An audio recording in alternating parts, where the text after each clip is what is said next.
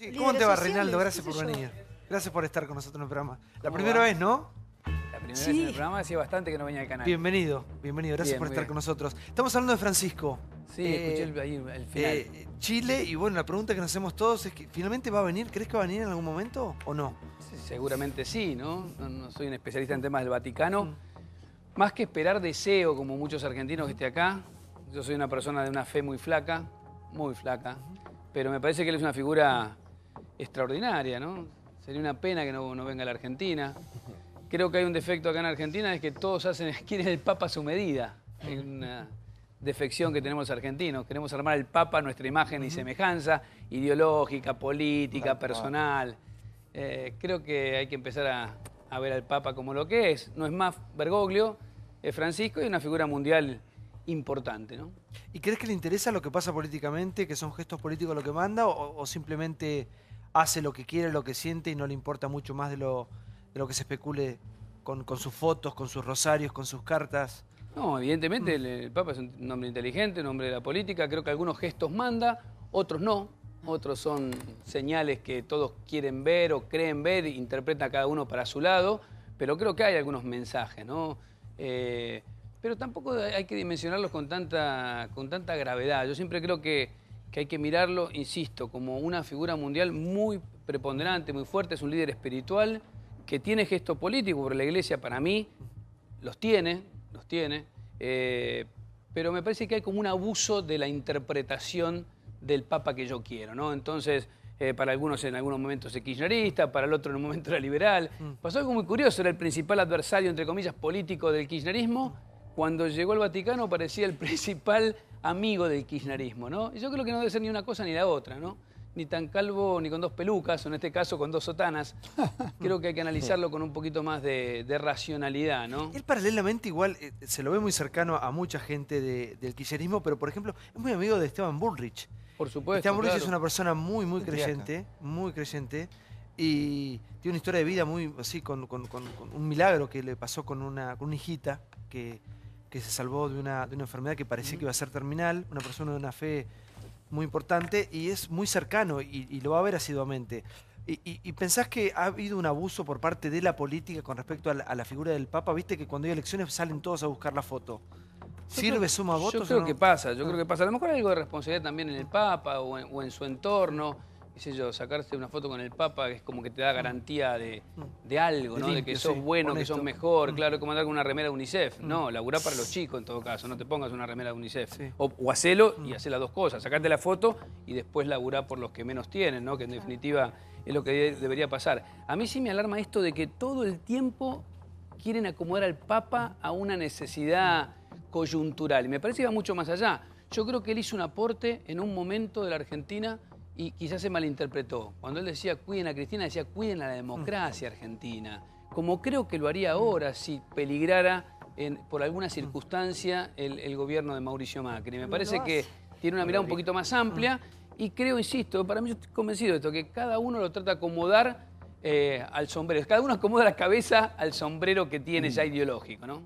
Y si él viniese, ¿no se acabarían ese tipo de especulaciones? Viste que tiene mucho portavoz el Papa también. También es verdad eso. Muchos se adjudican... Demasiado, sí, demasiado. Hoy salió un comunicado. Sí, ¿no crees que ensucia? Hoy la Iglesia sale a cruzar, ¿no? Algunos. Sí, yo creo que sería bueno que el Papa venga. A ver, sería fantástico. Me parece que lo merece él, lo merece la gente que trabaja con él. Yo conozco a media docena de los sacerdotes que trabajan en barrios humildes en la Argentina, con algunos tengo amistad, y la verdad que están ahí porque los puso Bergoglio en su momento. Es decir, es un tipo muy preocupado por la cuestión social. Me parece que sería fantástico que venga a la Argentina. Yo me imagino que lo debe preocupar un poco el tironeo. Acá todo el tiempo, discutimos a Messi, acá qué sé yo, discutimos a Messi, discutimos al Papa. Somos un país raro, somos un país tremendamente exagerado, ¿no? No tenemos Papa ni el Papa quiere venir, es como muy Es raro, ¿no? Messi no quiere jugar en las elecciones, es curioso. El Papa no quiere, algo nos pasa. Está bien que nos veamos un poco, porque reírse de uno mismo también es un gesto de inteligencia. La verdad que somos somos un país exagerado, para lo bueno y para lo malo. Es un país pequeñito de 40.000 personas, tiene un Papa. Es impresionante. O tiene un Messi, o tiene 3 premios Nobel de Ciencia. Pero es un país que después tiene 30.000 desaparecidos, donde tiran gente al mar, o donde nos matamos por una discusión de cualquier tipo. Yo creo que me parece que habría que hacer un esfuerzo grande en relación al Papa, puntualmente, en general, con todos los temas, pero con el Papa, de ser más racionales. Y lo dice alguien, insiste, que tiene una fe flaquita, ¿no? Y estas cuestiones de esta división de la famosa grieta, ¿no crees que él podría unir mucho más? Porque yo imaginábamos, ¿no? Él en su homilía y representantes de todas partes, de todos los sectores, ahí sentados. Sería fantástico. Y su palabra, ¿no? Sí, yo creo que sí, yo creo que sí. Por lo menos a aquellos que dicen que creen en el Papa, la verdad que una de las principales características no sé, yo no soy tampoco un experto en catolicismo, ¿no? Pero el perdón es para mí el gran aporte que hace el cristianismo, y que me perdonen todos los que manejan teología, pero es como lo siento yo, es el perdón. Me parece que es la misericordia, el perdón, son palabras muy potentes. Quizás el Papa podría hacer algo, sí, podría hacerlo. Y si no es el Papa no hay nadie, Dios directamente. Tenés razón, sí. es que si no son esos tipos a los que todos respetamos, claro, independientemente... Estamos sobre todo, ¿no? Me parece que podría ser. Ahora, por algo el Papa sigue evitando la Argentina. Y creo que eso no habla mucho del Papa, habla más de nosotros. Habla más de nosotros como sociedad, que de si el Papa viene, no viene, si especula, no especula, ¿no? ¿Crees que esta reacción que hemos tenido ante el Papa que va a Chile tiene que ver un poco también con estos celos que nos da de que finalmente nunca venga a la Argentina?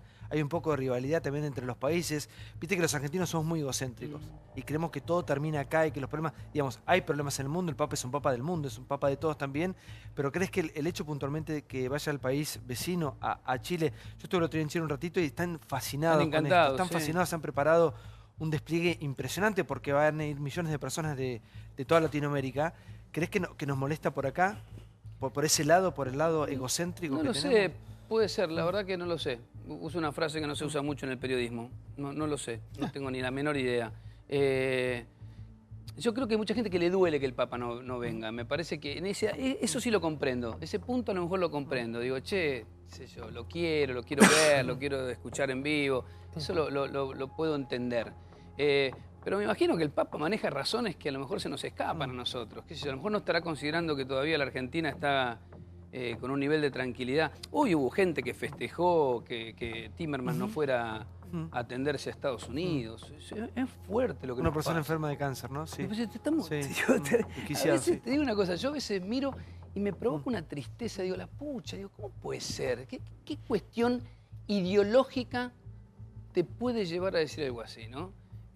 Me parece que eso que veo yo y que ves vos y que ven todas las personas que quieren mirar críticamente lo que pasa en la Argentina, lo debe ver el Papa.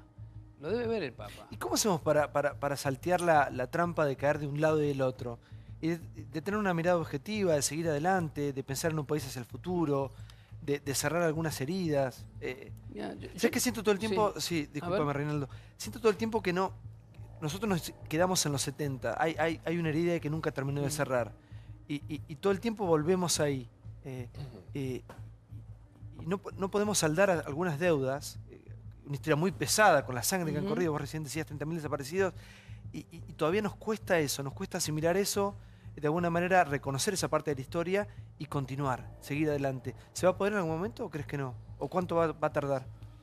Otra vez digo, no sé si efectivamente solo viene de ahí, quizás venga de más atrás. Hoy me acordaba con lo del cáncer, con el Viva el Cáncer le dijimos, le pintamos Viva el Cáncer a una persona que se moría en los 50. Esto tiene alguna similitud.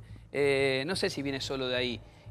O sea que yo no creo que haya que tener miradas objetivas porque son imposibles. Yo no tengo una mirada objetiva. Personal, quise decir. Sí, está bien, pero digo, a veces lo aclaro porque mucha gente me dice, uy, qué bueno, tenés una posición objetiva. No, yo tengo mi ideología y desde muy chiquitito. Subjetiva de verdad. Claro, yo tengo una mirada de los hechos. El esfuerzo que creo que hay que hacer para mí es, por un lado, sostener esa mirada ideológica, ese perfil ideológico, pero con honestidad. Con honestidad. Flaco, si te das cuenta que algo está mal, está mal. Y entender que hay cuestiones que son preideológicas, prepolíticas. La cuestión humanitaria, no sé, hasta la inseguridad. Sí, hay cosas que no entran en discusión. La salud, que en Argentina ningún chico pase hambre. Sí, la educación, Después podemos discutir si hay políticas, evidentemente la política que hace este gobierno es distinta al gobierno anterior, en casi todos esos rubros. Pero eso es otra cosa, lo dirime la gente cada vez que vota. Lo que nosotros tenemos que hacer desde el punto de vista del periodismo es analizarlo, contarlo, explicarlo. Obvio, qué sé yo, no sé, vos tomás 2 tapas de diario, no sé, La Nación o Página 12, miran completamente distinto. Lo que no pueden hacer es obviar los hechos. Y creo que eso pasó en la Argentina. Si estamos con una cuestión que en el periodismo tenemos que terminar de debatir, es que durante muchos años había dos miradas sobre un mismo hecho. Este vaso es negro. Ahora, lo que ha pasado en Argentina es que por la locura de la polémica, la grieta, como lo llames, empezó a verse uno blanco y uno negro. ¿Por qué? Porque les convenía. Entonces la verdad, el hecho, que es el único objetivo, la copa es negra, dejó de ser importante. Era más importante cómo esto, diciendo que era negro o blanco, afectaba al otro. Y yo creo que eso es algo que tenemos que debatir fuerte en el país si queremos mejorar la calidad de los productos periodísticos. ¿Sabes algo que a mí me llama mucho la atención? Yo que vengo de otro palo, ¿no? El hecho de que a una persona que piensa diferente a vos es considerada tu enemigo. Eso que ha pasado en los últimos años. Es decir, acá somos muchas personas todas las noches, todos pensamos de una determinada manera, como cada uno ahí en su casa también, pero nada me transforma en enemigo de nadie. Salvo me mete una persona que cabale, no sé, un golpe militar, bueno, digamos, obvio. hay cosas, digamos, o cabale un hecho de corrupción, digamos, hay cosas que hay límites, sí. Pero en cuestiones que tienen que ver, vos recién decías, en cuestiones básicas, elementales, salud, educación, seguridad. ¿Por qué? ¿En qué momento? Que de hecho le pasó mucho al periodismo también. Gente que se ha criado junta, que se ha educado, que se ha formado, que ha laburado junta, terminaron siendo prácticamente enemigos, peleados a muerte. Sí, es como ¿Por qué si pasó? Yo creo que se ha futbolizado, a mí me gusta mucho el fútbol, se ha futbolizado la política y la vida argentina en general. Mira, en la cancha se suele gritar, ¿viste? No existís, le gritan. Y si el otro no existe, no hay partido de fútbol. Esta idea de que el otro no existe se trasladó a la política argentina, ¿no? El otro existe, hace política, o hace periodismo, o es un intelectual que tiene otras ideas que las tuyas. Y me parece que ahí hay que hacer un gran esfuerzo de aceptación. Un gran esfuerzo de aceptación. De entender que hay otra gente que piensa distinto. Y en democracia, que sigue siendo un sistema bastante pobre para resolver los problemas de la gente, es el único sistema que dirime esas cuestiones. Sí. Y vos sabés que Argentina, yo depende del día como me levanto, ¿no? A veces me pongo optimista, digo, la pucha, con todos los bolonquis que hay en el mundo, en Argentina se tramitan los conflictos con bastante racionalidad. Más allá de los episodios de violencia terribles en la plaza el otro día. Vos fíjate, terminó un gobierno de 12 años y lo reemplazó otro gobierno. Además que venía con el karma de que no era de los partidos mayoritarios, sin embargo gobierna, está en minoría y gobierna y tiene mucho poder, además tiene mucho poder. Es decir, me parece que hay cosas que están bastante mejor de lo que pensamos en ese aspecto, ¿no? En el aspecto político. Después cuando me voy al enfoque chiquitito, ahí sí me preocupo más. Me parece que insisto con esto, ¿no? A ver, no puede ser que los que aplaudían todo antes, ahora critiquen todo. Algo anda mal. Y al revés, ¿no? Los que criticaban todo antes, ahora solo aplauden. Me parece, qué sé yo, no sé, en mi concepción del periodismo, todos los gobiernos, el mejor de todos hace cosas malas, tiene corrupción, por lo menos por experiencia, hace 30 años que cuento la política. Y el gobierno que me parece a mí mejor, cuando digo mejor o peor son la perspectiva, bueno, y un gobierno que a mí me parece genial, hace cantidad de barbaridades, tiene funcionarios corruptos. Lo que pasa que, bueno, ahí los dos elementos de control importantes en una sociedad, que son la justicia y el periodismo, han para mí en estos últimos años dejado mucho que desear. La justicia es clave en ese aspecto. Clave. ¿Cómo hacer para adecentar institucionalmente un país? ¿Y ¿no? crees que la televisión, el periodismo, los medios se han transformado un poco en la justicia en sí misma? Yo creo ¿Ocuparon ese lugar? Es que hubo y hay una gran tentación. Mirá, yo recuerdo... para mí mi gran maestro como referencia periodística y literaria incluso es Tomás Eloy Martínez. Él decía que el periodista no tenía que transformarse en un fiscal de la patria. El periodista tenía que contar, porque si vos te convertís en una suerte de gran fiscal, de superhéroe, después el ego te traiciona, te termina traicionando. Terminás haciendo cosas más vinculadas a lo que quieren escuchar que a lo que vos tenés que contar. Más vinculada a quedar bien con la línea editorial de tu medio o con tus anunciantes o con tu propio ego, todavía más mezquino todavía, en función de tu conveniencia. Entonces hay que tener mucho cuidado. Para mí la gran apuesta es contar lo que pasa, explicarlo, periodismo de investigación, contar lo que alguien no quiere que se cuente, Eso es el laburo, no es tan complejo. ¿Y en qué momento la opinión se transformó en algo más importante, que es el dato concreto, el dato crudo? Porque vos recién decías que me parece tal cual, ¿no? Nada más real que el dato, que la información. Recién decías, una copa es una copa, no es ni un vaso ni una taza. ¿En qué momento, desde los medios, desde el periodismo, hablo desde el 83 a la fecha, ¿no? Desde la vuelta a la democracia a esta fecha, el periodismo ocupó un lugar donde la opinión, el yo creo, fue más importante de lo que verdaderamente es? Sí, tampoco sé cuándo pasó exactamente. Yo creo que después sí hubo una suerte de deformación. Antes era muy fuerte la posibilidad de tener los datos, de tener la información. Yo vengo del periodismo gráfico, donde si vos no tenías un dato te volvías a tu casa. Yo me acuerdo haber hecho la beca de Clarín allá por el 88, 89 creo, y llevar mi primera nota y me la leyó... Antes de Google. Sí, obvio, claro. Escrita a máquina todavía. Y el celular y todo. Y ¿sabés qué me dijo? Volvé a tu casa. Cuando traigas los datos que tenés que conseguir para la nota, si no, no vengas al diario. Durísimo, pero me sirvió para todo el viaje. Nunca más vine sin algo de información, porque la información era lo más trascendente, era lo importante, lo que tenías que tener. Yo creo que eso se alivianó, creo que es un fenómeno complejo en cuanto a que parece como que lo más destacado es opinar, que lo más importante es interpretar lo que pasa, no contar algo de lo que pasa. Pero creo que son múltiples factores, porque también, fíjate, antes era común tener en los medios de comunicación, en todos, desde los diarios a los medios electrónicos, equipos de investigación.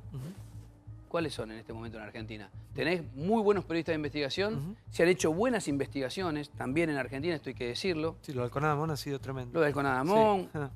Hubo programas de Jorge Lanata también. Muy interesante, yo lo que puedo discutir ahí, a veces si solo... A mí a veces me preocupa que solo se focalice a un sector político. Digo, cuando un programa, un medio, un periodista solo focaliza a un sector político, algo me suena mal, ¿no? Porque en general el periodismo de investigación tiene que ser incómodo para todos. Ahí me gusta lo de Alconada, que de pronto te trae arriba. Yo hablé cuando publicó lo de Gustavo Arribas, yo hablé con Hugo y charlaba esto. Y me dice, mirá, yo encontré que decía Gustavo Arribas. Si decía debido, ponía debido. Si decía, no sé, vudú, ponía vudú. Pero las 5 transferencias fueron para Arribas. Ese es el periodismo que hay que recuperar. ¿Cómo es hacer periodismo hoy y con respecto al gobierno anterior? ¿Siempre fue igual? ¿Te manejaste obviamente igual, pero en el contexto en el cual te movías? Pues se discute mucho tiempo, también se discutía en el gobierno anterior, la libertad de prensa, se puede decir, qué no se puede, a quién molesta, llaman más, llaman menos, aprietan, mandan a sacar periodistas, cortan cabezas. También es complejo contarlo en poco tiempo, porque yo sí creo que lo que vimos todos, el gobierno anterior optó por construir medios, ¿no? ¿Cómo lo ves a eso? Y me parece terrible. Mirá la situación de los trabajadores. Yo soy un trabajador de los medios, y a mí me preocupa lo que le pasa a los trabajadores. Después los empresarios, qué sé yo, que rindan cuenta, si tienen que ir presos, vayan presos. Muchos, como algunos colegas acá, lo habrán dejado debiendo plata. Es decir, la angustia que están pasando muchos colegas en este momento es horrible. Y tiene que ver un poco con esto de inflar medios o que empresarios que no son de los medios se ocupen de los medios, ¿no? Para otras razones. Sigue pasando, ¿eh? Hay importantes grupos de medios que tienen los medios porque de paso con eso ganan una licitación o presionan y hacen que un ministro firme algo. A ver, creo que fue un proceso muy complejo todo lo que ha pasado en los últimos años, que tiene que ver con múltiples factores. Primero, con esta visión del kirchnerismo de tener medios, una aplicación defectuosa de una ley súper necesaria como la ley de medios. A mí me parece que una ley de servicios audiovisuales, ¿cómo no vas a tener en un país una ley de servicios audiovisuales? Es ridículo. Lo tiene Estados Unidos, Francia. O sea, no es una idea del comunismo internacional, es una idea central de la política en un país. Bueno, pues que se discuta la concentración de los medios, hay que discutir la concentración de los medios. El mapa de los medios lo tiene que definir no el poder económico, sino los congresistas, los legisladores. Y la verdad que yo creo que el kirchnerismo malversó una ley que era positiva, la terminó aplicando solamente en su batalla con Clarín y bueno, y así terminó. No sé qué vendrá ahora. Para mí hay que volver a discutir en todo caso una ley de medios. Me parece mal que se haya derogado por decreto, que haya costado tanto su aplicación, pero no dejo de ver que el kirchnerismo la malversó, la usó a su necesidad. Y ese es el gran problema. Cuando vos haces una reforma grande en un país, y esto vale también para la reforma previsional, fíjate, Santiago, requerís de consenso, mínimos consensos. O sea, la democracia argentina, lo que para mí adolece es que tiene casi una actitud caníbal. O sea, la gran apuesta es que al otro le vaya mal, no que vos generes una alternativa a ese proyecto político. Hace años que es como una especie de péndulo, ¿no? Entonces estamos todos apostando a ver si se cae, y particularmente si a vos, fracasa. tu trabajo como comunicador, como periodista. ¿Cómo lo viví? Sí, sí, antes y ahora. Sí, yo lo vivo más o menos igual, la verdad. Antes probablemente te llamaban más, se enojaban más. Considero que hubo dos etapas. Para mí hay dos kirchnerismos, uno hasta el 2007 y otro después del 2007. En lo económico, en lo político, en la relación con los medios. Creo que es muy marcada la diferencia. La 125 fue. La 125, no, sí, los abroqueló, los blindó, los enojó con parte de la sociedad. Ahí nos peleamos todos con todos, sí, fue un momento triste para el país. Sí, yo creo que fue un tema. Pero bueno, algo para que revise. Aparte vos sos de Rosario, lo debes haber vivido. Sí, ¿sabés la locura que pasaba? Yo me acuerdo. Vos tenías intendentes peronistas que habían ganado con el 70% de los votos y te decían, me putean en la calle. No lo podían creer. Bueno, para mí es uno de los grandes errores. No la idea de tratar de hacer cosas con las retenciones. ¿Cómo se manejó? Yo creo que se manejaron mal. Muy mal. Y además, escúchame, yo que me considero, ahora para definirme biológicamente, siempre, no sé, de izquierda o con una visión más socialista, yo la verdad, si te vas a pelear con los grandes actores del campo, peleate por una reforma agraria, no por modificar 2 puntos las retenciones. Igual, con los grandes del campo que se peleaban no están en el campo. No, también está claro. Sí, también. Por favor, sí. ¿Quién quiere? María Julia. Buenas noches, perdón. Hola, buenas noches. Buenas noches. ¿Cómo va, Rey? ¿Bien? ¿Cómo andás? ¿Bien? Bien. ¿Se conocen de otro momento? ¿Trabajamos juntos? Sí, por ejemplo. ¿Tuvieron algo más o no? No. Porque Profesional. Trabajamos cuando vino de Rosario, trabajamos juntos claro que sí, en la toda la vida, redacción. claro que sí. Y con redacción y con la nata. En la redacción. En la tele también. Y en la tele. Claro, y en con la Jorge, tele, ¿no? perdón, claro. Sí. ¿Qué crees que tenemos que hacer cada uno de nosotros para dejarnos de joder con esto de la grieta y volver al principio, a lo que estabas contando vos que hacíamos cuando empezamos, ¿no? O sea, ¿cómo se corta esto? Qué bueno que me haces acordar de eso. Cuando nosotros trabajábamos en Día D en aquella época, decíamos que era un programa incómodo. Mira, la verdad que hacemos un periodismo incómodo para el gobierno, incómodo para... ¿Qué era? Menem. Incómodo para el gobierno, Sí, incómodo Menem. para la oposición incluso, incómodo para los anunciantes muchas veces, Sí. te acordarás, incómodo para el canal que te contrata.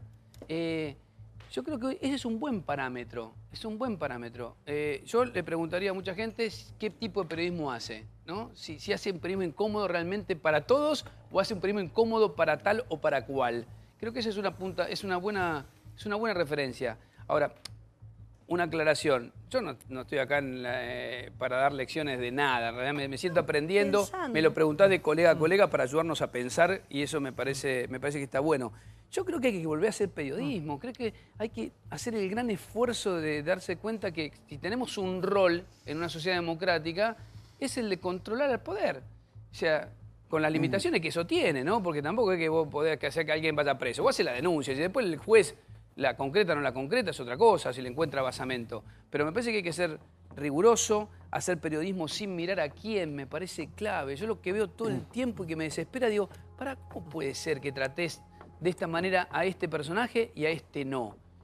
Parecemos los jueces, no nos mimeticemos con los jueces federales. Los jueces federales se mueven solamente contra los que no tienen poder. Contra los que tienen poder no se mueven nunca. Bueno, pero el periodismo debería lograr romper esa lógica, ¿no? Sí, Débora. ¿Cómo te va? Buenas noches. Hola, ¿cómo andás?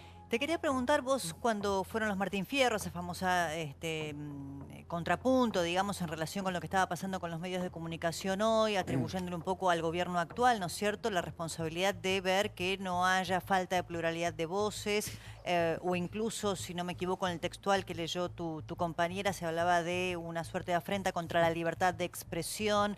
Te quería preguntar si vos crees que los Spolsky o los Cristóbal López son responsabilidad del gobierno actual en relación con el funcionamiento de los medios o tiene que ver con lo que pasó durante los 12 años del kirchnerismo, de alimentar con fondos públicos medios de comunicación que su única finalidad era responder a la línea editorial de la Casa Rosada. Sí, ahí se me malinterpretó porque mi compañera la salteó un par de pedazos de mi texto, pero no importa, no pasa por ahí. Ese día explicá que vos no llegaste porque estabas leyendo en un teatro. Sí, estaba leyendo ¿no? unos poemas con una... Sí. Que mi lado A, la literatura.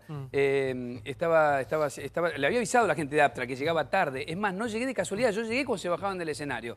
Mirá si no voy a tener ánimo de polemizar. Yo la verdad que no sé si hice bien o mal, ahora me lo estoy replanteando, varios amigos me lo dicen. He utilizado la plataforma de los medios para polemizar sobre el periodismo. De hecho, he polemizado con Jorge Lanata un par de veces, pero porque, bueno, él a lo mejor decía una cosa y yo me daba ganas de contestar y le contestaba, pero nunca me pareció dramático esa situación.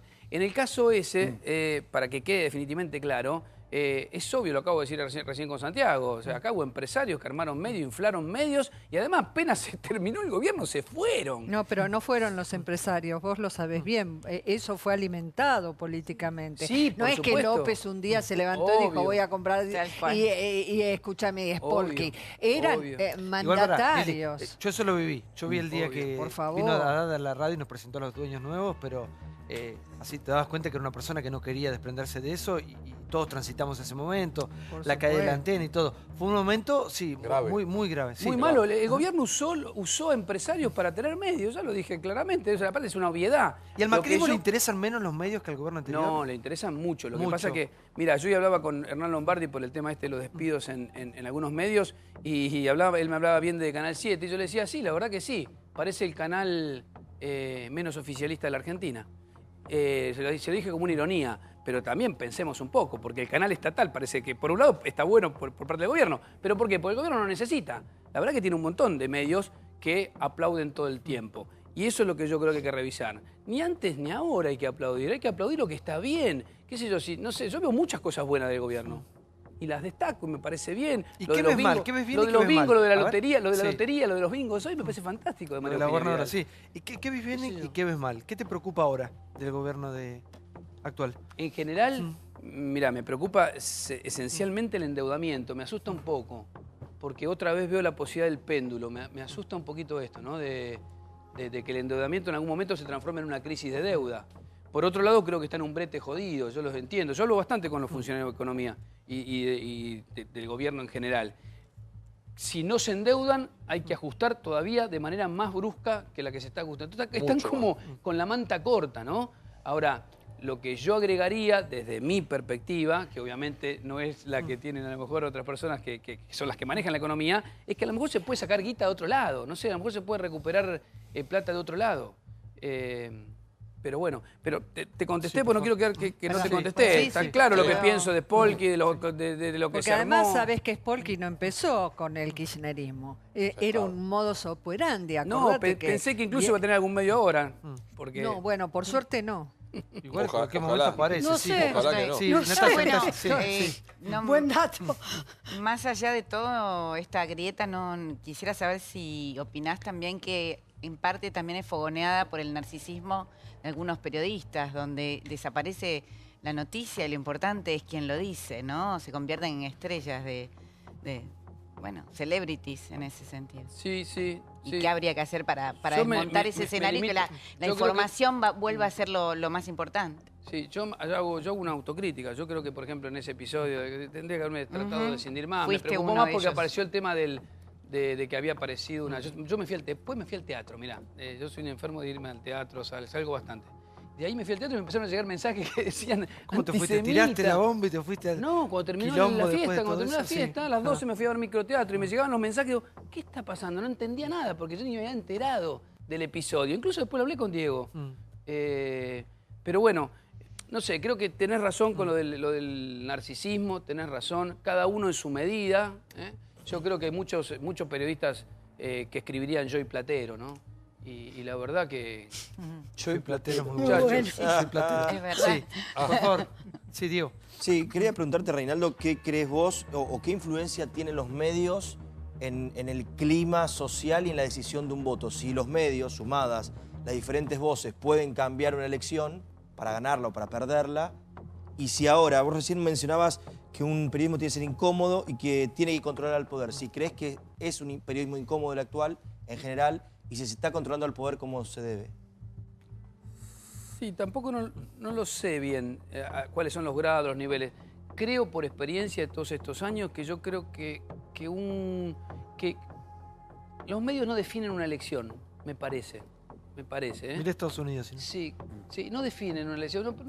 Pues claro, lo de Trump, Trump por ganó ejemplo, con le ha casi pasado todo con en Perón, contra, sí. hacía ese ejemplo tan conocido. Sí, pero ayudan o no a su gobernabilidad. Determinan la gestión, pueden hacer desbarrancar proyectos, cuando tienen mucho poder. Por eso es fundamental una ley de ¿Puede sostener o lo puede desbarrancar? A mí me parece que hay que tener mucho cuidado con el poder que tienen los jugadores mediáticos en cada país. Pero esto lo ven los norteamericanos, no es que lo vemos nosotros, pero simplemente ¿por qué? Porque si no, esos factores de poder pueden cambiar políticas de Estado. Y yo la verdad que prefiero que las políticas de Estado, equivocadas o no, las determine el presidente Macri. O que la determine su ministro, no la presión de un grupo de poder. Como antes prefería que la hiciera Cristina Kirchner o que la haga el presidente que venga. Que no sean determinadas o que un juez no decida por la presión de un medio, ¿no? O de un grupo mediático. Me gustaría que esté eso medianamente controlado, ¿no? Sí. Y cuando los chicos, porque lo sé, te consultan mucho los estudiantes de periodismo, te quieren hacer entrevistas para tomarte como ejemplo. ¿Qué les decís de esta nueva etapa del periodismo donde estamos atravesando el cambio tecnológico más brutal y más importante de los últimos años? Donde el concepto del periodismo cambia rotundamente. ¿Qué les decís en un mercado donde estamos hablando de cierre de medios? ¿Qué panorama le das? Primero, si alguien me quiere tomar como ejemplo, le digo que hay 200.000 ejemplos mejores que yo. Sí. Que yo tengo muchísimas limitaciones, trato de hacer más o menos bien mi trabajo, me he equivocado mucho estos años, estoy ejercitando el tema de pedir perdón, que me parece clave, por eso lo mencioné. Cuando uno se equivoca, pedir perdón, es una parte del ejercicio periodístico, muchachos. ¿A quién le querés pedir perdón?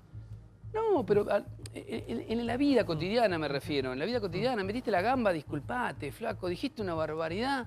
No pasa nada. Explicalo, rectificalo, da la oportunidad que alguien se rectifique. Después, cuando vos estás seguro y tenés la verdad, a bancar a muerte, ¿no? Porque también eso es parte de nuestro ejercicio profesional. Sí. Eso es parte, tiene que ver con la valentía, con la osadía. Tenemos ejemplos luminosos en la historia argentina de periodistas que han llegado hasta el final, su verdad. Pero me refiero en lo personal. ¿Qué le digo a los periodistas? Que no sé, si no empezaron, que no estudien periodismo. ¿Por qué? Porque está sobreexplotada la plaza y casi no hay lugares para laburar. Si tienes después este comentario tan negativo, si tienen el deseo de seguir, y bueno, adelante, porque el verdadero motor en la vida es el deseo. Si querés ser periodista, tenés que ser periodista, tenés que hacer todo lo posible. Hay un montón de espacio para laburar ahora, está bueno, pero bueno, no es fácil monetizarlo, no es fácil. Ahora, qué sé yo, cualquier persona puede armarse un blog, una radio, pero hay que después sostenerlo, ¿no? Claro. ¿Y quién es el mejor de todos? ¿Quién es tu referente de los que están vigentes, de los periodistas que están vigentes? No, respeto a muchos colegas, la verdad que respeto el laburo de muchos colegas por distintas razones, qué sé yo. Es difícil hacer nombre, seguro sería injusto con alguien. Ahora estoy laburando con dos periodistas que respeto mucho, que tenemos mucho intercambio y mucha discusión, que son María O'Donnell y Ernesto Tenenbaum. Pero en general he trabajado con gente muy talentosa que me ha enseñado algo. Después tenemos distintas miradas, qué sé yo, no sé, con Jorge tenemos distintas miradas del país y distintas miradas de praxis periodística. Pero durante mucho tiempo laburé con él. Podría tener una discusión, un mano a mano, sin ningún problema. ¿Víctor Hugo, que recién lo veía ahí? Víctor Hugo es un tipo muy talentoso, tremendamente talentoso. Es como el tema de la nata, ¿no? Yo creo que han quedado atrapados a veces en su propio discurso, en su propio casillero ideológico, y les ha limitado la mirada crítica. Mira, podemos tomarlo como dos ejemplos. Hay muchos más. Yo creo que lo peor que te puede pasar es cuando se te limita la mirada, la visión crítica, o por tu ideología, o por tu enojo, o por tu ego, o por lo que sea, ¿no? O por las razones que quieras. O porque estás cómodo en un medio, porque estás cómodo en esa posición. Yo soy partidario de aquella vieja frase que usábamos en la época del comienzo de los día papelitos. Incómodos para todo el mundo. Incómodos. O sea, algo anda mal. Si solo sos molesto para un gobierno determinado, para un grupo determinado, algo funciona mal. Adriana. No, que yo pensaba, ¿qué pasa con el periodismo que le cuesta mucho producir o leer los datos sobre sí mismos? De hecho, fíjate que nosotros tenemos un periodista, y estos son datos, donde el 30% cobra menos de $500 al mes. Pero el otro 30% gana muchísimo más de $5.000 al mes. Generalmente el debate del periodismo se concentra en esos de los 5.000. Y también repetimos que ahora se cierran medios y se vienen cerrando en el sector de medios, según cifras del INDEC, 1.000 medios, se pierden, 1.000 puestos de trabajo al año desde el 2008. No es que ahora se pierden más. Se vienen porque tienen que ver con esta convergencia tecnológica. Entonces, ¿A qué atribuís que criticamos, que el periodismo se queda en la opinión, pero cuando se trata de hablar del periodismo hay más opinión y mucho menos datos que en lo habitual? ¿Por qué crees que pasa eso? Porque somos medio ignorantes, qué sé yo. No leemos. No estudiamos, no leemos, ¿no? Mira, justamente en estos últimos meses me crucé con 2 empresarios periodísticos importantes y los 2 estaban bastante atentos a algo que yo no había mirado.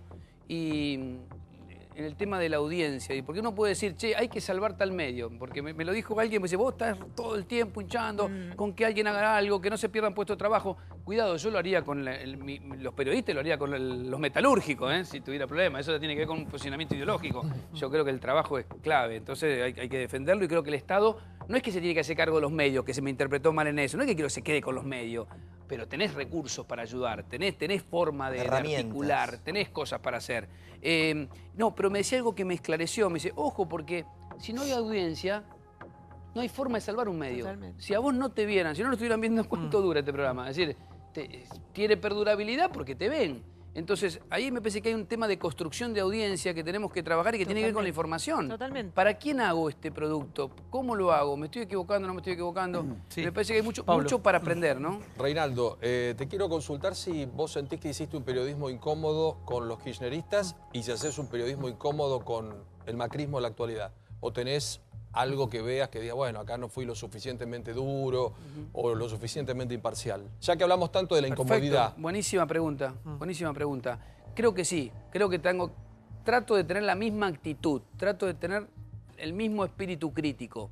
Sí me pasó por mi visión, ya te digo, ideológica, un poco más de socialista, izquierda, mirada, de izquierda, como quiera. A mí no me asusta decir eso, ningún problema, porque además creo que mi honestidad está por adelante de mi ideología. Es decir, para mí un corrupto es un corrupto, no me importa de qué partido es. Un tipo entrando bolso a un convento, qué sé yo, no importa de qué partido que es un chorro que explique qué pasó con esos 9 palos, ¿no? Y el gobierno tendrá que explicar por qué lo tenía ahí. Y se terminó. Creo que en esa perspectiva, está buena la pregunta, tiene que ver con algunas cosas que hizo el kirchnerismo en la primera etapa que nos entusiasmaron. Pero nos entusiasmaron a casi todos los periodistas. Qué sé yo, ahí estoy viendo que pasan imágenes, creo que nos entusiasmaron a casi todos. Sí. Incluso a muchos de los que terminaron siendo fervorosos opositores. A mí me ayudó en un momento, mira, yo escribo literatura más que periodismo porque es como mi descanso. Yo escribo, pero escribí un solo libro periodístico después del primer debate con La Nata. Que se llamó Kamikazes, los mejores peores años de la Argentina, los mejores peores, porque fue mi primer intento de decir, pará, estos tipos hacen cosas bien, pero hacen cosas muy mal. Me parecía que era muy simplista la idea de decir esto está bien o esto está mal. Me parecía que habían hecho, no sé, vos podías contabilizar la política de derechos humanos del kirchnerismo, para mí fue acertada, fue hacia el camino donde yo siempre creí que había que ir, memoria, verdad y justicia. Ahora, eso no avala los negocios de la Fundación Madre de Plaza de Mayo, los Joclender, los afanos. Que Argentina domine su matriz energética, que controle YPF, a mí me parece, desde mi perspectiva, algo correcto. Un país tiene que manejar su matriz energética. A ver, un minuto, ahora, eso no habilita los negocios de que nazi. Para que lo tengo a Gaveta acá. Gaveta que está escuchando absolutamente todo. Usted es un periodista también. Y hemos hablado mucho de periodismo acá. ¿Qué le pasa por...? Estoy en general muy de acuerdo con lo que dice Reinaldo. Además somos rosarinos los dos, así que coincidimos en muchas cosas. Pero me estaba acordando, justamente en función de todo lo que él decía, de una frase que creo que es de Leonardo Sciascia, que dijo: los intelectuales, en particular los periodistas, están para provocar crisis y los políticos para resolverlas. Puede sonar como una exageración, pero en realidad de eso se trata. Nosotros lo que hacemos es trabajar sobre información. Como dijo Reinaldo, si le conviene al gobierno de turno una información que nosotros, profesionalmente hablando, encontramos verdadera y verificable, es un problema del gobierno de turno, no nuestro. Lo mismo vale para la oposición. Por ejemplo, hace unos días yo le pregunté, hablando de esta discusión sobre los 30.000 desaparecidos, si son 30.000, si son los que dijo la CONADEP y demás, le pregunté a un periodista muy conocido, amigo mío, ha estado aquí en este programa, el nombre no importa en este caso porque es nada más que un ejemplo. Le digo, decime una cosa, Si a vos un medio internacional te preguntara cuál es la cifra real de desaparecidos en Argentina, ¿qué contestarías vos para responder en función de informaciones verdaderas y verificables, por lo menos hasta el momento? Como él es un ardiente defensor de los 30.000, como dicen los españoles, salió por peteneras, me dijo cualquier cosa, pero en una situación así, un periodista lo que tiene que hacer es decir, a ver qué datos tengo la información de la CONADEP, tengo varios miles de denuncias que están siendo verificadas todavía por la Asociación Permanente por los Derechos Humanos y qué sé yo, puede que sean 12, en lugar de los 9.000 de la CONADEP, puede que sean 12, 14 o 15.000, pero no puedo mandarle una información al mundo de que fueron 30.000 porque no tengo la fuente. Y han pasado 40 años. Entonces, entre nosotros, por ejemplo, y volviendo al periodismo, no estoy hablando de la discusión política porque eso es otra cosa. Ahí entran emociones, cuestiones personales. El que tiene un hijo, un padre o un hermano desaparecido, evidentemente, y no maneja la información ni los datos que manejamos nosotros, evidentemente funciona de otra manera. Pero nuestra obligación personal y sobre todo profesional es manejarnos con datos. Y bueno, de eso se trata. Creo que no decís nada. ¿Qué silencio? No, a mí me pareció que esa discusión del número atrasó un poco en la Argentina, porque la verdad que no sé si era importante. La utilicé como ejemplo. Sí, está bien. No sé si era importante. 30.000 es un número simbólico, como los 6 millones de la Shoah. Qué sé yo, son menos, sí, son menos, pero 30.000 ya tiene un anclaje histórico, político, que ha ayudado a que este país sea un ejemplo en ese aspecto. Ha hecho un proceso que ha sido una política de Estado. Una de las cosas de las que adolece Argentina es de política de Estado. A ver, te hago la misma pregunta.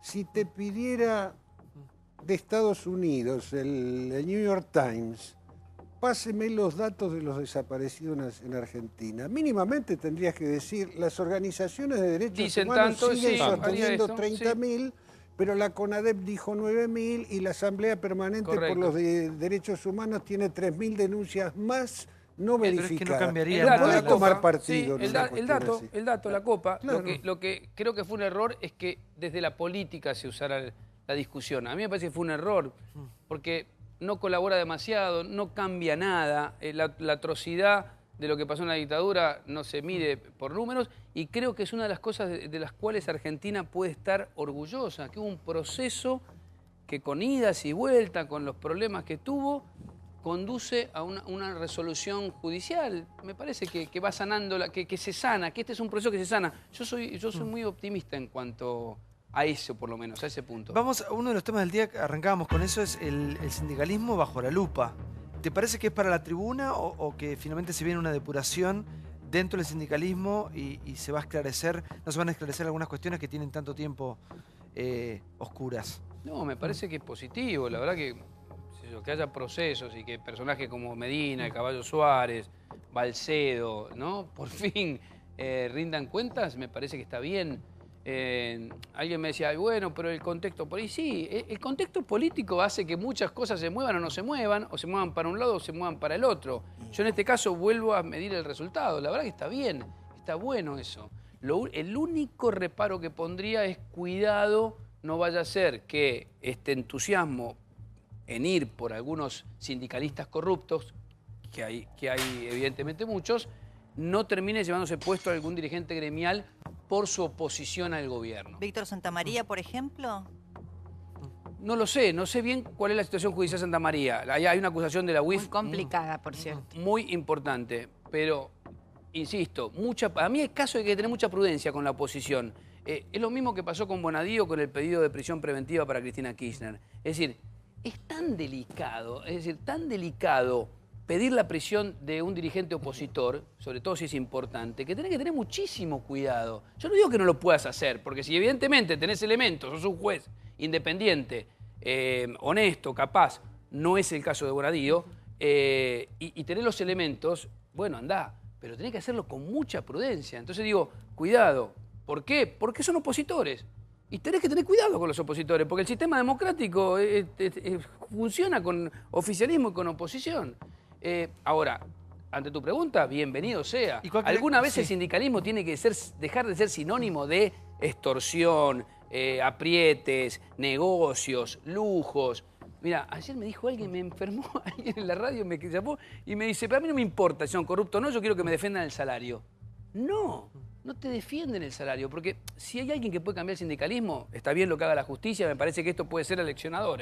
Ahora, sos vos, sos el trabajador, si a vos no te importa quién es tu delegado, si te da lo mismo que te dirija un tipo que sabés que se afana la guita, que lava plata, que tiene autos de lujo, zoológico, y bueno, viejo, bancátelo a ese tipo. Recién nombraste a Cristina. ¿Cómo ves el futuro de Cristina con las causas que tiene que enfrentar y con algunos jueces que están esperándola, no? Yo creo que Cristina tiene que explicar muchas cosas en la justicia, sobre todo el tema obra pública. A mí me parece que es de mucha oscuridad, hay denuncias que parecen muy fundadas. Creo que hay dos tipos de causas, y están las causas que son más políticas. Yo creo que le han hecho mucho daño a las causas que tienen fundamento, las causas políticas. ¿Y políticamente a ella? Porque la verdad que... Cuando digo política, digo memorándum Dirán y dólar futuro. Sí, dólar futuro. Yo digo políticamente, me refiero a su futuro político porque es la opositora número 1 al gobierno en cuanto a votos, ¿no? Es la oposición en cuanto a votos más importante que tiene el gobierno de Mauricio Macri. Para mí no tiene futuro electoral, ella no tiene futuro electoral, creo que ha quedado claro ahora. ¿Y quién? Creo que tiene, y no lo sé, pero creo que sí tiene la mayor cantidad de votos del partido del sector opositor. Creo que eso es innegable, es decir, es un actor, si vos decís, más allá, creo que además tiene el discurso más cerradamente opositor. Si vos le preguntás a cualquiera en la calle, ¿quién es el opositor a Macri? Te dicen Cristina. Sí. Sigue siendo así. Mal que le pese, al gobierno le gusta, pero mal que le pese, no sé, a Massa, a los gobernadores, a Bocio, qué sé yo. Creo que puede tener posibilidad de participar de algún tipo de armado. Viste que ahora hay algunas negociaciones con Menéndez. Pero ¿quién no? ¿Cómo el kirchnerismo, corre un poco el peronismo de esto? ¿Cómo el kirchnerismo no pudo sacar otra figura? Bueno, claro, que Cristina lo ha obturado. Cristina se ha encargado de... Uno de los errores políticos para mí más severos que tiene a la hora de conducción política, porque viste que todo el mundo dice es una líder brillante. Yo me animo a discutirlo. Me parece una persona con una enorme capacidad, una mujer con mucha inteligencia, mucha lucidez. Ahora, en términos políticos, los últimos 2 años del kirchnerismo fueron errores a mansalva, es decir, sostener a Scioli, no ir a interna, no aceptar que Randazzo compitiera, es decir, cantidad de errores. Ahora no fue la primaria con Randazzo, otro error grosero. Yo creo que ahí hay un problema que tiene que ver casi con la personalidad. Cuando vos crees que el proyecto político sos vos, y bueno, es muy difícil que aparezca alguien. En Brasil apareció alguien que fue Dilma Rousseff porque Lula construyó su sucesión. Es decir, no, si vos pensás que solo vos podés conducir el proyecto político, ¿Y qué va a pasar con la oposición? Porque indefectiblemente algo tiene que suceder. ¿Crees que se puede unir finalmente el peronismo con el kirchnerismo, lograr esa famosa interna que prometen? No lo sé. Creo que todavía tienen muchas divisiones. La verdad que sería hacer futurología. Hablás con algunos dirigentes y dices, mira, o intentamos algún formato de unidad o hay Macri para, no sé, por lo menos para un periodo más. Eso está claro. Es decir, vienen de perder 3 elecciones. Si no intenta el peronismo algún tipo de alquimia, que podría ser primaria. Por eso es muy curioso, y vuelvo a apuntar a un nuevo error político, que Cristina Kirchner no haya habilitado la primaria con Randazzo. No sé si le hubiera ganado o no la provincia de Buenos Aires, pero le hubiera dado una fortaleza. Ahora, vos no querés conceder nada. Si los dirigentes políticos, mira, la soberbia es un enemigo en la vida y es terrible en la política. ¿Y a María Eugenia Vidal cómo la ves dentro de Cambiemos? ¿Te parece que es la figura más fuerte que tiene Macri o no? Sí, bueno, pareciera que sí en cuanto a la consideración hacia afuera. Hay muchos que dicen todavía la gestión no terminó de arrancar. Yo creo que es alguien que viene de la política, a diferencia de Macri. Yo creo que ahí le lleva algunos cuerpos a Macri en cuanto a presencia, gestión, osadía para hacer algunas cosas. Me parece que está muy atenta a la cuestión del peronismo, de la cuestión social. Me parece que tiene futuro, no sé cuál será, pero está claro que haya. A ver, María Eugenia Vidal llegó para quedarse en el escenario político argentino. No sé hacia dónde va a ir, pero está claro, eso sí. Sí, Luis, a ver un minuto, sí, Luis. Sí. Respecto de Vidal. De lo que quieras, como no tuviste la palabra, yo creo que analizando la profesión nuestra acá con Reinaldo, estamos en una etapa que los periodistas cada vez tenemos menos poder, afortunadamente, y el poder pasó a la gente a través de las redes sociales. Vos lees tweets muy ingeniosos, la primicia de la muerte de Michael Jackson no la dio un periodista. Es decir, estamos en una época desafiante. O nos quedamos en el localismo del vecindario chiquitito, nos hacemos universales o desaparecemos. Porque hoy tenés que ser universal para entender las redes sociales, lo que vos escribís. Ya no podemos hacer esas notas larguísimas que hacíamos antes porque no las lee nadie, la gente no tiene tiempo. Debe acelerar. Y este mundo es el que tenemos que aceptar. Un mundo que nos da la posibilidad de tener una radio, un periódico o cualquier medio de transmisión, pero no nos da la posibilidad de tener ingresos. Ojo, porque está cambiando. ¿Dani? Creo que Macri tiene dos escuderos de gran nivel, que son Vidal, número 1, y Horacio Rodríguez Larreta, número 2, que tiene una gran gestión. Tiene ganas, a mí me parece que todavía Macri tiene para rato, por lo menos para otro periodo más. Bueno, por lo menos no, otro periodo y se acabó. Sumo un dato. Hoy Opinaya hizo un trabajo, viste que van midiendo todos los meses. Es la primera encuesta del mes de enero donde algunos se recuperan después del diciembre terrible, donde Macri había perdido entre 6 y 8 puntos. Pero hay una curiosidad. Lo que va perdiendo Macri no lo capitaliza ningún opositor. Ese es el tema en Argentina. Cuando vos le preguntabas a Reinaldo quién va a ser. Pero es que está muy dividida todavía. Algunos creen que sumando se soluciona. No hay opositor que capitalice la caída del gobierno, que tome eso, ¿viste? Sí, pero eso pasó con Cristina. Además tiene una paleta de dirigentes, ¿no? Lo que tiene como fortaleza Cambiemos en este momento, a diferencia del peronismo, es que tiene 3 o 4 o 5 presidenciales. Claro. Y vos cuando vas al peronismo, Cristina, que es la dirigente que más votos tiene, que yo creo que sí tiene un fenómeno raro ahí de adhesión de una minoría intensa, intensísima, 20, 30, no sé cuánto es, pero paralelamente no esa fuerza obtura la salida de otros dirigentes. Claro. No ganás un balotaje. Exactamente, y no aparecen otros dirigentes. O sea que en ese aspecto yo creo que este es un gobierno poderoso. Yo discutía esto el otro día. Me decía, no, pero está en minoría en el Congreso.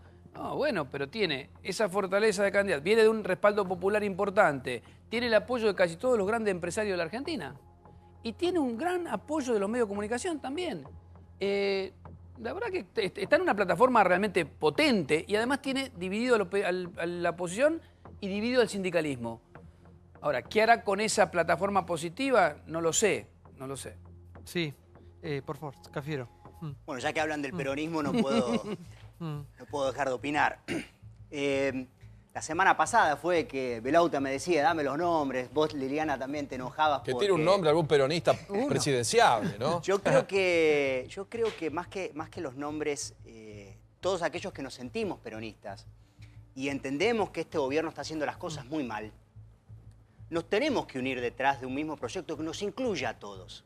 Y nos incluya a todos para precisamente discutir un nuevo programa, valores con perspectiva a futuro, volver a generar esa perspectiva de olor a futuro que precisamente muchas veces el peronismo con su organización, cuando se organiza, sabe generar, y ofrecerle al conjunto de la ciudadanía la construcción de una nueva mayoría que contemple gobernar para todos. Candidato, claro. No, pero es que, a ver, yo creo que primero hay que discutir las ideas. Primero hay que discutir qué programa queremos. Por último, pongamos a los nombres y a los hombres, porque hoy si convocamos a uno, ese uno que convocamos va a generar divisiones en los otros que posiblemente puedan ser parte.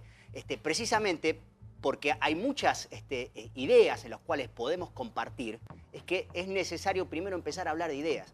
Porque, insisto, hay mucha gente que se está quedando afuera por parte de este gobierno, que la está pasando muy mal y que creo, honestamente, que el peronismo es la mejor respuesta que tiene el conjunto de la ciudadanía para salir de los problemas que hoy tenemos. El problema que tiene el problema más grande que tiene hoy el peronismo... Perdón, yo soy peronista de tercera generación. El peronismo murió. Terminó históricamente como Rosas. Terminó. Ahora viene otra etapa. Tenemos que acostumbrarnos a otra idea y a otra filosofía. Mira, nadie tiene el peronómetro. Nadie puede decir que algo está muerto cuando se replican generaciones tras generaciones. Puede equivocarse y que viven las ideas. Lo que sí digo es que los peronistas tenemos una enorme responsabilidad de constituirnos en un nuevo proyecto político y que precisamente contenga a todos los que entendemos y estamos convencidos que este gobierno está haciendo las cosas mal. Sí, el principal obstáculo que tiene ese peronismo para esa eventual reunificación justamente es Cristina Kirchner, que es cierto, tiene 3,5 millones de votos, hay que decir, solamente en la provincia de Buenos Aires, porque en ese distrito ella se presentó. Pero Cristina se va a sentar con los peronistas y ¿qué le va a decir? Urtubey, vos que acabas de tener una derrota en Salta, ¿qué le va a decir Massa, vos que te quedaste afuera del Senado junto con Stolbizer? Entonces, el problema que tiene hoy el peronismo es que tiene a Cristina, como decían recién, obturando cualquier posibilidad de reunificación. Mirá, Débora, con todo respeto, Cristina siempre dijo que ella no quería hacer una obsturación precisamente de cara a la unidad. ¿Vos te crees eso, Francisco? ¿Vos te crees eso de verdad? No, yo creo que los peronistas tenemos son todos vocación empleados de construir... Ustedes son todos empleados para Cristina. Yo nunca fui empleado del kirchnerismo. No, pero ella lo sigue. No, para ella no son empleados, son súbditos. Mira, ver, chicos, el tema de Randazzo es cierto, es casi matemático. Vos fíjate que si ella hubiera aceptado una interna con Randazzo, si haces las cuentas, los 3, 4 puntos, 5 que sacó Randazzo le hubiesen permitido a ella quedar primera y no segunda. Historia contrafáctica, los votos no son lineales. Los votos no son lineales. Pero vos coincidirás que no haber dado la interna con Randazzo, no haber permitido que Scioli y Randazzo también la tuviesen, haber sostenido a Aníbal Fernández, ¿fueron errores políticos de Cristina que la llevaron a la derrota? Y a la peor derrota del peronismo en la provincia de Buenos Aires. Un minuto, chicos, sí, que lo quieres pedir. Gracias, Reinaldo, por haber venido. Gracias por la invitación. Gracias, te escuchamos en radio con vos. Gracias Muchas a todos, gracias. Gracias Por haber venido. Gracias. Bueno, qué lindo escuchar a tanta gente que pasa por el programa. Padre, ¿todo bien? ¿Nos diga algo? Muy bien. En un rato nos da la bendición. La bendición. Cambiaron de tema. La bendición. La bendición. Al fin hablaron de algo tranquilo de la grieta. El padre con el papa la pasó en un momento, empezó a transpirar. Hay que volver a la parroquia después. Muchas gracias por haber venido. Gracias a todos. Muchas gracias. Ya vamos con el informe de La Palmera. Es un poco la paradoja, la metáfora argentina. Sí. Vamos a hacer también los varones del equipo, la pose de Débora Plager. Blanca, te quiero tirado La Palmera, sí. Pobre Palmera. El Zunga. Sí, estamos en la época de la igualdad. Puede ser. Claro, sí, está muy bien. Sí. No hablemos de igualdad, hablemos de equidad. Tenés razón. Porque somos diferentes, cada uno es su género, que está buenísimo eso, las diferencias están buenísimas. Equidad. Colgados de La Palmera, la polémica menos pensada.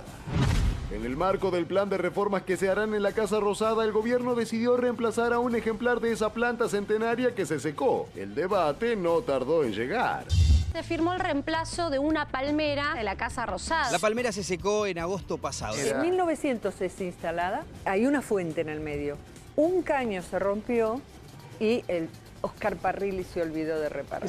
Una grieta que había en una fuente y fui filtrando agua y esa palmera como que se ahogó, digamos. Hubo tantas manifestaciones ahí, era uno de los lugares donde Cristina hablaba y se llenaba de militantes abajo, que algunos hablan también del anegamiento de gente y lo que puede hacer la gente en esos lugares. Piensen que en ese lugar metían 500, 600 personas, codo a codo.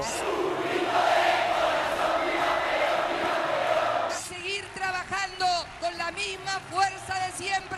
Obviamente pisoteaban ese lugar y no solo pisoteaban, horas estando ahí. ¿Estaban de baño? Claro, porque se abría para la... ¿Te acuerdas? Bebidas. El gobierno decide que había que reemplazarla. Una palmera de 12 metros. 230.000 pesos por una palmera. La especie se llama Butia yatay. Por ahí no es el valor de la palmera, hay que ver la parte logística de todo el traslado, todo eso es lo que más influye. Fue una contratación directa, acá no se licitó. Buena parte de todo esto tiene que ver con la logística que implica traerla, mantenerla durante el trayecto. Sacar la palmera, volver a trasladarla también, que el traslado también tiene mucho riesgo. ¿Cuándo sería la mejor época del año para hacer un traslado de palmera de 12 metros? Y la mejor época del año es con el frío. Y además colocarla, porque hay que utilizar todo un sistema especial, no es que se puede entrar por la puerta. Es genial porque los argentinos debatimos hasta una palmera. Es impresionante. Y cómo se secó la palmera también es el otro debate, ¿no? ¿Para que acá tenemos a la palmeróloga? Sí. Bueno, la palmerita. no es palmeróloga, pero fui la primera que publicó esto hace ya 2 años, más de 2 años. Tampoco son los archivos secretos. No, pero es la palmera. Santiago, pero es la palmera. el libro, Secretos de la Casa Rosada. Bueno, últimas noticias sobre la palmera. El único oferente todavía no terminó de presentar todos los papeles. ¿No se apareció? Más de 30 años de una carrera. Se la agarraron de punto. La última noticia es que la empresa no completó todos los trámites y todos los requisitos, por lo cual todavía no está definido si va a hacer el trabajo. El segundo... el tema no es el costo, porque uno lo ve y la cifra es exorbitante. Es la logística para poner una palmera de Lo más caro, la palmera no es. 12 metros. ¿Y por qué nos quedamos sin palmera? Si cuesta esa guita, se pueden hacer otras cosas con esa plata. Claro. Pongan unos malbones. Bueno, yo te diría que con el mismo criterio, entonces, ¿por qué reparamos no, pero no entiende edificio? Cuestiones edilicias, pero sí. Lo que pasa es que el patio de las palmeras es histórico. En un país con 30% de cuadros no puede. Igual de todas maneras. Hay un donante, Yo no hay tengo. un donante. Hay una persona. El tema es la logística para ponerla ahí. Claro, porque es una palmera de 12 metros. Claro, hoy Lili salió a la radio y dio toda la explicación. Llamó a una persona y dice, tengo 2 palmeras y las vamos a donar. Pero hay una parte que no cuenta la señora. Más allá del caño ese que se rompió, quienes trabajan dentro de la Casa Rosada dicen que cuando hacían todos esos actos multitudinarios, las palmeras eran orinadas y por eso se secó. La fuente también era orinada. Lo damos por terminado. Es poco serio, No era lo único. Exacto, no era lo único. La fuente también. Chicos, gracias. Gracias, Relojes Polis, como siempre. Gracias, Liguria, por la ropa.